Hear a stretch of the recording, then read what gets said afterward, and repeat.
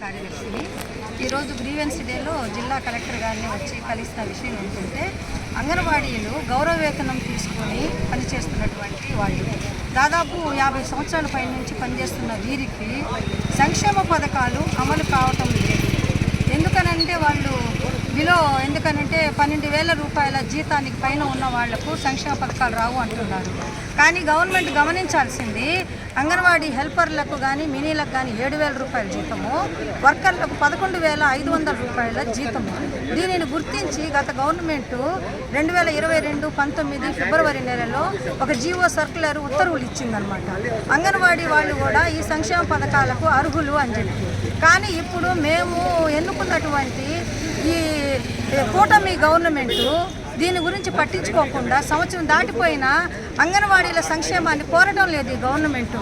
అందుకని ఈరోజు కలెక్టర్ గారి దగ్గర కూడా వచ్చి మాకు ఈ ఉత్తర్వులు ఉన్నాయి, దీన్ని ఇంప్లిమెంట్ చేయండి, రాష్ట్ర వ్యాప్తంగా మేము పెద్ద ఎత్తున ఆందోళన చేయడానికి సిద్ధంగా ఉన్నాము.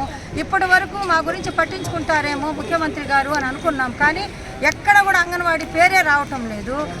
అంగన్వాడీల కుటుంబాల్లో వికలాంగుల పిల్లలు ఉన్నా, లేదంటే కాలేజీకి స్కూళ్ళకి పోయే పిల్లలు ఉన్నా, అమ్మఒడి కానీ, వికలాంగుల పెన్షన్లు కానీ, ఒంటరి మహిళల పెన్షన్లు కానీ, వితంతు పెన్షన్లు కానీ, ఇంటి స్థలం కానీ, ఇంటి నిర్మాణం కానీ, అట్లాగే ఎస్సీ ఎస్టీలకు సంబంధించిన స్కీములు కానీ ఏమి రావటంలా.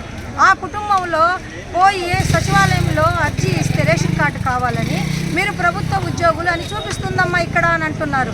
కాబట్టి చేస్తే ప్రభుత్వ ఉద్యోగులుగానే చేయాలి, లేదంటే ఆ పదం తొలగించేసి సంక్షేమ పథకాలన్నీ అమలు చేయాలని చెప్పి మేము కలెక్టర్ గారికి అర్జీ ఇచ్చాము.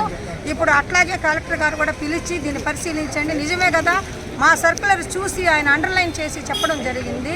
గత ప్రభుత్వం ఇచ్చింది, మరి ఈ ప్రభుత్వానికి ఏమొచ్చింది ఇవ్వడానికి?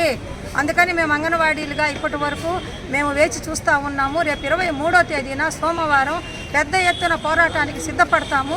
ఆ పోరాటము ఖచ్చితంగా కొనసాగింపు అదే, దాన్ని పూర్తి అయ్యేంత వరకు, హక్కులు నెరవేరేంత వరకు కొనసాగిస్తామని కూడా ఈ సందర్భంగా తెలియజేస్తాము.